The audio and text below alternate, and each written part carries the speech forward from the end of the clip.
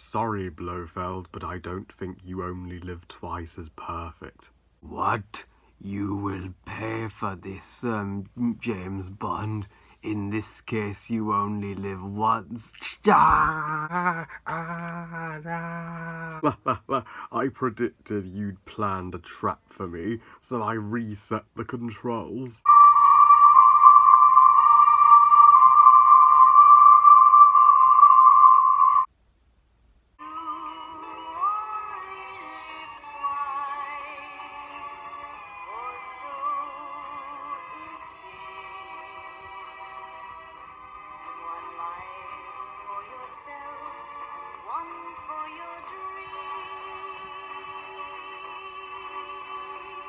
You Only Live Twice. Directed by Lewis Gilbert and is the 5th instalment of the James Bond franchise overall, as well as the 5th Sean Connery Bond movie. So You Only Live Twice tells the story taking place after the events of Thunderball, where a US space shuttle is unexpectedly stolen, and everybody points the finger and presumes the Russians are behind this, but 007 is like, nah, I call bullshit on that. So it's the Japanese and Spectre, and Bond was right all along.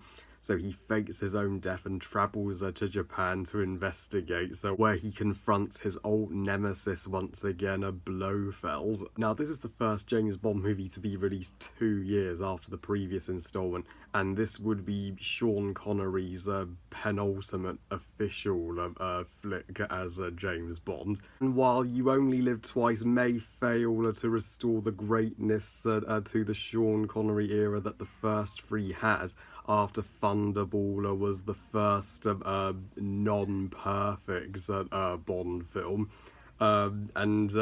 This may be, like Thunderball, a disappointment in comparison to Sean Connery's best, but it's still decent on its own. But sad to admit, of Sean Connery's 6 movies, I would rank this at number 5. This would be my second least favourite of his movies, and this movie was showing signs that maybe it was time for Sean Connery to retire as James Bond. This movie is a wonderful insight into Japanese culture. We finally got to see Bond travel to a Asian nation, and the title sequence and theme song by Nancy Sinatra is one of the more soothing and calming Bond themes, and the volcanic and Japanese fan imagery never ceases to stun me. Nancy Sinatra, she outsings even Frank Sinatra. She totally performs this theme beautifully. At least I will say the pacing is a step up from that of Thunderbolts, as at least Bond doesn't take the entire first act to get to the mission. Finally, Moneypenny and Q get out of the MI6 office and get to be involved in the action with Bond, and Q especially gets to lend Bond this badass helicopter. So we get some glorious aerial camera shots with this helicopter, and the most entertaining scene in the entire movie for when Bond seduces and convinces one of Blofeld's henchmen, or henchwoman, I should say, Helga, to sleep with him. Yeah, Helga is my personal favourite character in You Only Live Twice. She may work for Blofeld, but deep down there is this inner voice inside her telling her to do what's right, and to her credit, she does get Bond to Blofeld's lair successfully, and when Bond is unzipping her dress, he's like, "The things I do for England." You're lucky, 007. You get all the ladies. And this one does put in a little more action. We get a roof top fight in which the aerial camera shots are stellar, and also a fight between James Bond and one of Blofeld's henchmen, Hans, to which Bond knocks Hans into the piranha pool, and Hans is devoured by his own piranhas. Spectre don't tolerate failure in this movie. If one of their henchmen fucks up a task that they're assigned, then they are fed to the piranhas that will strip your flesh in seconds. Though Sean Connery's acting shows he is beginning to lose interest and tire as this character by now.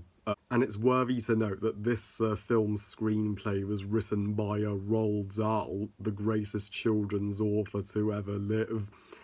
Author of Charlie and the Chocolate Factory, the BFG, and the Giraffe, the Pelly and Me. Like J.K. Rowling, Roald Dahl was both a book author and a movie screenwriter, but I think he personally should have stuck to just writing books, as no offense, Roald Dahl, but your script for You Only Live Twice. This script is a little flawed. Roald Dahl is better at writing stories for children than he is at writing PG-13 or 12A rated movies like James Bond. And I wanted to love a James Bond movie written by Roald Dahl. But You Only Live Twice, for me, is the most tonally inconsistent of the Sean Connery Bond movies. It opens a little darker with Bond faking and staging his own death, and you instantly think, holy shit, did they just kill off 007 in the opening alone? Well, this is going. You'd think this would be the darkest of the Bonds yet, but no. After that opening scene, the tone it does a 180 and entirely changes to all things campy and over the top, especially the ninja school parts. Why, oh why, did the studio think that this ninja school would ever be necessary to this movie? Bond doesn't need to go to a freaking ninja school. He's already a black belt in defending himself as it is, and this is just this takes up far too much of the movie for me. To be honest, I liked it better when we didn't see his face in From Russia with Love, as the Blofeld in this movie, what a does. Christoph Waltz did a far better job at playing Blofeld in Spectre than this dude. I mean, sure, he has the classic look of Blofeld with his white eye and scar coming down his face, but he needs some acting lessons here. And does he even get to do anything in the movie except for sit in a chair and continue to stroke his white cat? Nope. Also, I personally favour Thunderball over You Only Live Twice, because Thunderball had a far superior Bond girl, Domino. The Bond girls here are Kissy and Aki. They are both absolutely adorable, but I'm confused which one of them is supposed to be the lead Bond girl. And I don't blame the Japanese if they find this movie offensive in the moment when they make Bond Japanese. Filmmakers, could you take the piss out of Japan anymore? You didn't make Bond Jamaican when he meant to Jamaica and Dr. No. You didn't make Bond Russian when he went to Russia in From Russia with Love. So why do you feel the need to make him Japanese. Overall, You Only Live Twice is evidence that the Sean Connery era of James Bond was still on its downward spiral, even after Thunderball.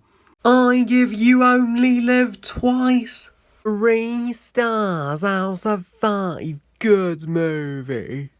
Well, I've now covered the majority of the Sean Connery Bond movies, so soon I can finally get to the other James Bonds. I thank you for watching. I hope you guys enjoyed this review. And what are your thoughts on You Only Live Twice? Please comment and let me know.